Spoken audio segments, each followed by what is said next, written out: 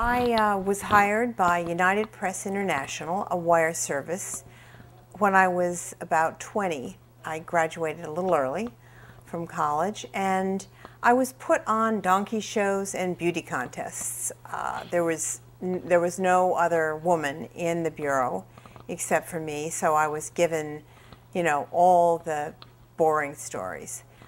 The way I got out of this was to take my vacation in Northern Ireland, where there was a Civil War building, and I made a point to be in a certain place where there was going to be a demonstration and where we knew the Protestant people, we call them Protestant bully boys, were going to come out and attack the Catholics who were warring against the Protestants.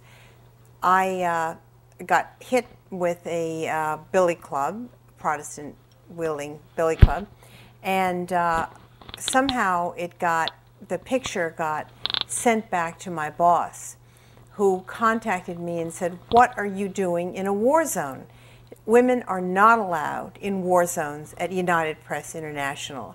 And I said, by the time you send a man to replace me, the story will be over. So he kind of hemmed and hawed, and he finally let me stay. You have to go after your own stories. You can't just do the assignment. You have to use every, ounce of your energy and every minute of your extra time to find the story, to write the story behind the story.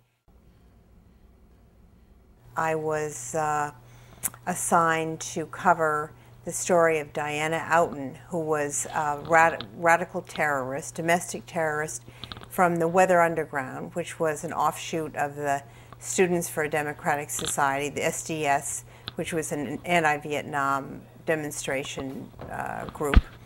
And Diana was killed by a bomb that she was making in a bomb factory in Greenwich Village. I went to visit her parents, who didn't want her portrayed as a terrorist, so they gave me the story. I had a connection. It really helps to have a connection to her family, and I slept in her bed.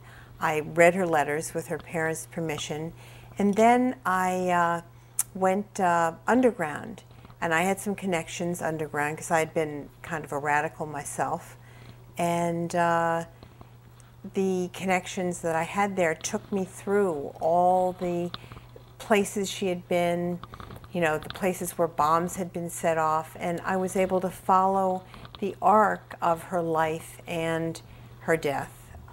And then it won the Pulitzer Prize, and that was very gratifying. I was much too young to win it, but I think I won it because it was, again, the story behind the story.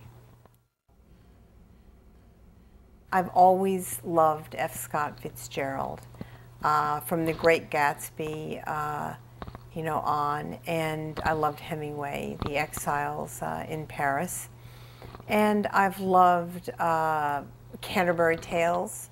I've loved a variety of books, the great books through history, Faulkner, and more recently John Hersey, and then Philip Roth.